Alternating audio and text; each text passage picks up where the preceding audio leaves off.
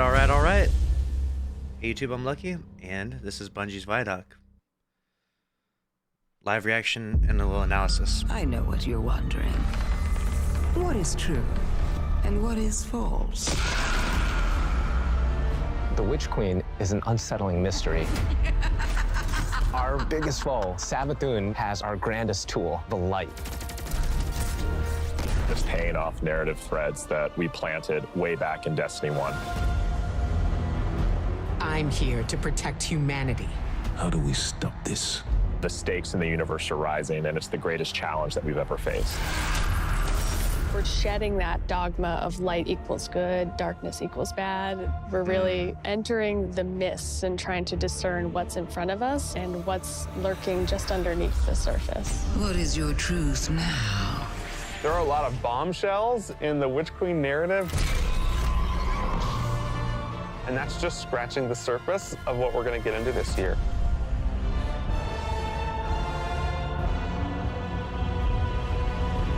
Interesting. Witch Queen and Season of the Risen is chapter 1 and the beginning of the end for the Light and Darkness saga. We're really getting to the core of what it means to be a guardian. We are looking at and asking big questions about the light and darkness. We have a big bad that we've been anticipating for a really long time coming back in the form of Savathun. Savathun's had a hand in most of the major conflicts that we've been involved with. We've heard about Savathun for years and just bits and pieces, and then you see it slowly building over seasons until we come to this huge critical point. Savathun's no longer just someone you hear about. She's not just interfering in little ways. She's now ready to take center stage. Slate. 1, 2, 3. Savathun, she's larger than life. We wanted to make her feel imposing and very regal and dancing through motion in some way. The light offers us a fresh start. She's very manipulative. She is very ethereal, but she also has that creepiness to her as well. This guy She promised she'd help us out mimicking Savathun in with his this pyramid garage. ship problem that's coming our way. But the reality of the situation is Savathun is only on Savathun's side. We've outlived our purpose, and it is to Savathun's benefit to wipe us off that chessboard. She's lived among us. She has played us for fools. She knows us inside and out. And she's been a step ahead of us the whole way. So how do you beat someone like that? It isn't too late. You can still be forgiven. Be careful. I'll hold you to it. In order to beat Savathun, you need to understand Savathun. Interesting. Her throne world is a manifestation of Savathun's own personality, which is, in Witch Queen, going through a transformation through the light. She has these areas that she's kind of trying to shun and push away.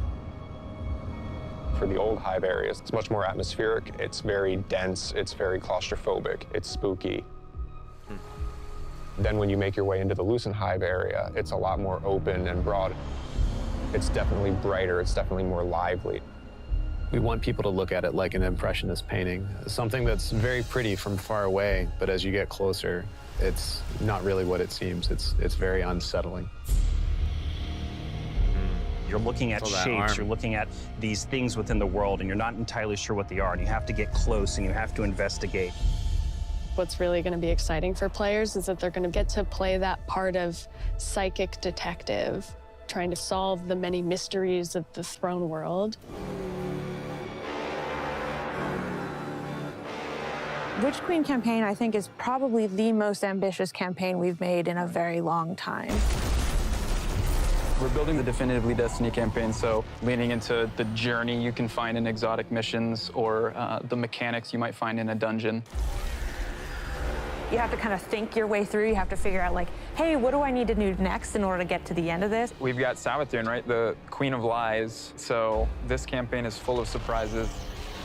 Savathun has all these abilities, and you got to make sure that all of the abilities of the bosses would be something worthy of her. And as I kept thinking about this, I felt like I was really becoming Savathun. We've also added the legendary difficulty, which is called Become Legend. It's not for the faint of heart. It's gonna be loaded with these moments that are gonna be frustrating, almost like teeth gnashing, but when you get through those encounters, you're gonna feel like really accomplished. Double rewards, yeah. As people who have worked on raids and dungeons before, being able to broaden that experience for any kind of player who comes in is really important. If the Witch Queen is the psychic, detective, fantasy, and journey, then Season of the Risen is that same detective throwing on their flak jacket and defending Earth from the Hive Guardians and the Lucent Hive and Savathun herself. When Savathun shows up on our doorstep with the light, the first person to lend us help is Keitel. You want us to hit them? I need us to hit them. She's got this light suppressing technology that the Cabal were using in Season of the Chosen, and now she's going to help us use that against the Lucent Hive. When you're working with Keitel, she has a different approach. It's not about asking questions, it's about getting in there and extracting. We don't really understand what happened when Savathun actually was able to take the light. And so the campaign in Season of the Risen in many ways is about that story. Guardians need to stop Savathun's advance beyond the throne world. And Savathun poses an existential threat to everyone because she basically has an undead army. Oh, shit. In fighting the Lucent Brood, this isn't our first time in the game fighting other light bearers, but it is the first time that we'll be facing other light bearers that have much more relentless motives. Throw a blade barrage? When you look at these Hive Guardians and when they do their abilities, you immediately make that connection like, oh, they are using my powers against me. As soon as we see the Knight pop its super and it has 2 shields, you immediately are like, oh yeah, I see that connection. And then it's like, and then you're like, it hits you with those things and then you're dead. And it's just an amazing experience. The Guardians themselves kind of feel like a fire team that you're fighting against. You got every class represented. The Acolyte, when that character casts, does very similar thing as the player, like the Arc Wizard. The sparks go out, it's ready to go. If you're not smart about it, if you're not paying attention, you are essentially going to have to play that fight over again. If you're successful in taking down one of these Hive units that are wielding the light, you actually have to go up and kill their ghosts. That was like one of my favorite things that we were able to do in this game is just that moment where you crush the ghost. It's kind of this moral dilemma. A ghost is your companion, and now suddenly you have one in your hand and you're about to crush it. The first time it happens, you're like looking at your hand like, I can't believe what I've just done. Am I doing this? Should I be doing this? I have a ghost. Yeah, like, exactly. What is going on? Savathun and her Lucent Brood are the most dangerous enemies we've faced so far. And so we're going to need better, more powerful weapons and tools to fight against that threat. We did a bunch of work early on looking at various different types of weapons we could add to the sandbox. We wanted to introduce a special weapon archetype that was effective more at a middle range, but also had these kind of additional roles associated with it. Glaive. The glaive is a projectile weapon, and it is a shield, and it's a melee weapon. We wanted to keep that experience in first person. It has an immediacy that you don't really get when you're using a sword because the camera is so much further back. Because this is also a projectile weapon with a slower moving projectile, the onus of skill on aiming these weapons is about leading and compensating for the speed of the projectile and anticipating that. If you're in a really difficult encounter and one of your teammates dies somewhere out in the open where you normally wouldn't be able to get to them, you can bring that shield up and actually get the revive and then fall back. Nice. Glaives originate with Savathun trying to steal an extremely powerful weapon for her own use, and players will use the weapon crafting recipes that they find throughout the campaign in order to reconstruct this incredibly powerful and incredibly ancient weapon.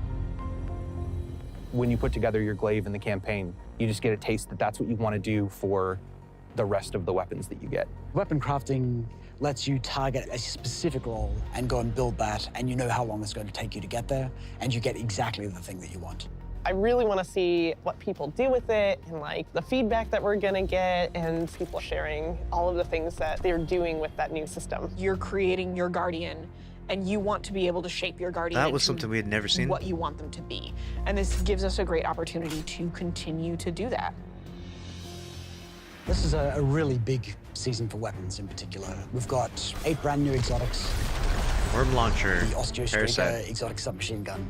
This is something which Guardians have made, but it's modeled after weapons of sorrow, like Thorn and Touch of Malice. Fires swarms of tiny homing projectiles that land on a target and then explode in this poison burst. We have an exotic machine gun where the whole idea is be the Colossus. You can launch a barrage of up to 20 homing missiles. It's a comical amount of projectiles on the screen. We're doing an exotic glaive for each class this time, and the exotic perks tie deeply into the mechanics of the classes. I think they're going to be really cool additions to build crafting. We've got, you know, the usual suite of raid weapons, destination, activity, seasonal.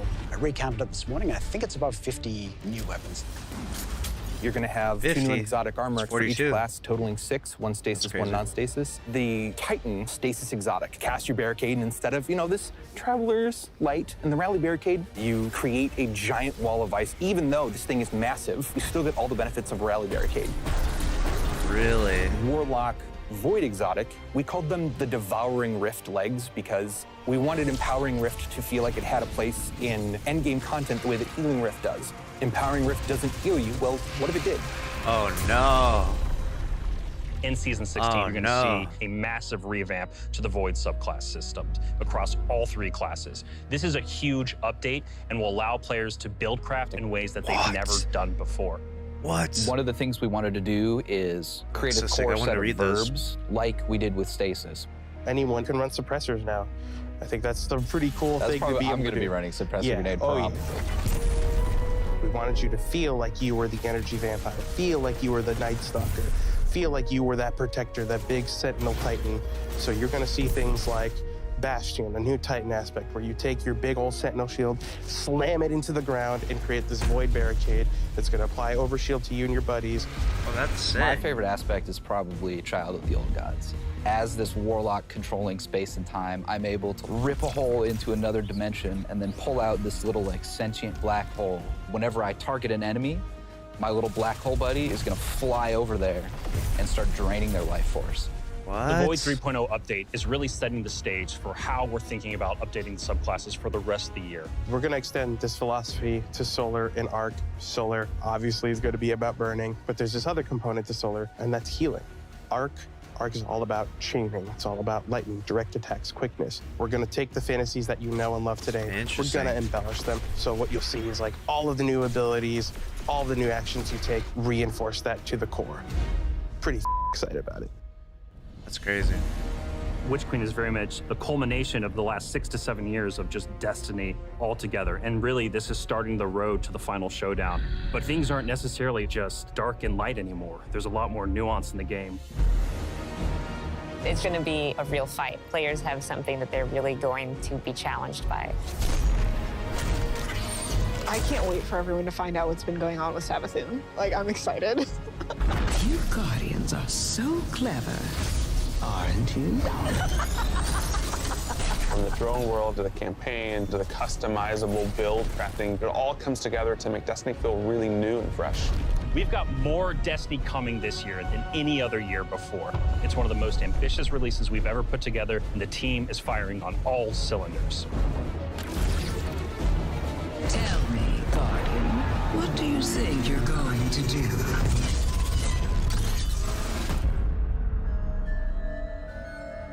Oh my.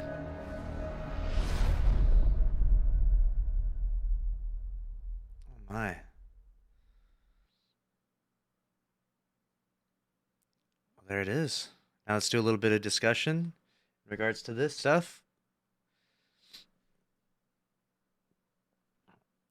All right, discussion time.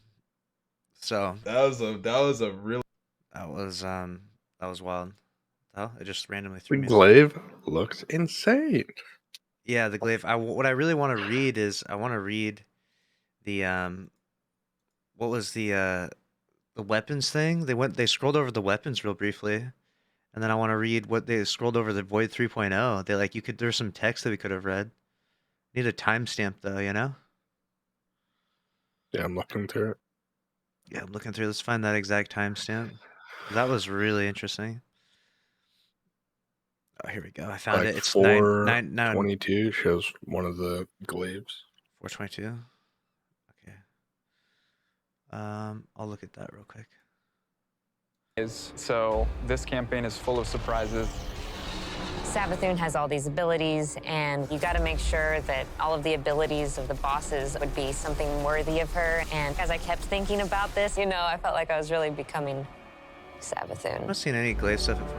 We've also added the legendary legendary difficulty, campaign, which is called Become Legend. It's not. I want to go to 920. 920 is where I was looking for. Lets you target a specific role and go and build that, pause each and you know frame how here. long it's going to take you to get there, and you get Your lingering grenade effects have I really want increased to duration. see what people do with it and like the There's so feedback that we're many gonna fragments get for this and void subclass he's looking at. Yeah, they're building a sword here. The enigma-shaped weapon, glaive, void sword. Oh yeah, they're building sharing this all glaive. Yeah. the things that they're There doing are with that 13 fragments in this void thing, and there's a second page. system. You're creating That was crazy. There was you literally had kill clip on the freaking glaive. feedback that we're gonna get and people sharing all of the things Final that they're blows when doing with surrounded that by new system. combatants grant super energy. You're creating your guardian, and you want to be able to shape your guardian into what you want them to be. And this gives us a great opportunity to continue to do that. This is a really big season for weapons in particular. We've got One of the 8 brand new exotics. Voidwalker aspects is overcharging your Monster grenades. Trigger, exotic You can now do submachine it gun. with magnetic Is- grenades. Yeah, I'm looking at This this is a short-range Osteos. void blast. This Osteos says finalize the shape, resonant alloy. Look at these materials that we don't even have. Resonant alloy, neutral element, ascendant alloy, ruinous element. That one must be really rare. Ruinous element, and then just glimmer. This is something which Guardians have made, but it's modeled after weapons of. Alright, I'm gonna go to the Void 3.0 stuff. I'm gonna read through that stuff. So that was really interesting. 16, you're going to see Did you a see the part where they massive said revamp to the Void anyone subclass can run system suppressors now? Yeah, across all 3 classes. that's crazy. This is a That's huge insane. update and will allow players to build. So you got Echo of Exchange for Voidwalker, melee final blows grant grenade energy. Craft in ways that they've You've never. got Echo of Remnants. Your lingering grenade effects, Vortex Grenade, Void Wall, Spike Grenade, and Axiom Bolt have increased duration. Oh, that's crazy. That's gonna be nuts for spike grenades. True. I didn't think about that. Everyone gets suppressors, but everyone gets spike grenades too. Yeah, and the extended Spike duration. grenades are of that. gross. This is a Void Walker throwing spike grenade, which is not a normal thing, you know. Yeah. And these Titans are gonna have it too. Oh, Titans with like if you can run what are they called? Unlike Military Sentinel, the Void Detonators with spike grenades. Oh my god. Jeez. That's gonna be busted. It has Echo of Reprisal, final blows when surrounded by combatants, grant grenades. One of the grant things we super wanted energy. to do is create a Dang. core set of verbs like we did. And then Chaos Accelerant for the aspect. Press and hold Overcharge Grenade, making it deadlier, more effective. Vortex Grenade. Increase the size and lingering duration of the Vortex. Axiom Bolt creates an additional Seeker. Scatter Grenade has a sub-munitions track to nearby targets. Magnetic Grenade releases short-range Void Blast. With stasis. Anyone. Child of the Old Gods. Oh yeah, he mentioned this briefly. Cast a Rift to create a Void Soul. When you damage a target with a weapon, your Void Soul flies to them and drains them, doing damage and weakening them. Wow, so it says and weakening them. So this is probably debuffing, you know? This might be a common debuff inside the raids and stuff. When a target is being I don't know if we know what weakness does. But it's like they deal less damage or take more, I don't know. Yeah, true. When a target is being drained, you are granted grenade and melee energy if running Healing Rift or health if running Empowering Rift. Defeating a target who is being drained by your Void Soul grants class ability energy. And did you see that? What was that exotic? It was like a Warlock Rift that gives you Empowering Rift and healing. I was like, no. I'm going to be running suppressor. Yeah, it's probably from like kills.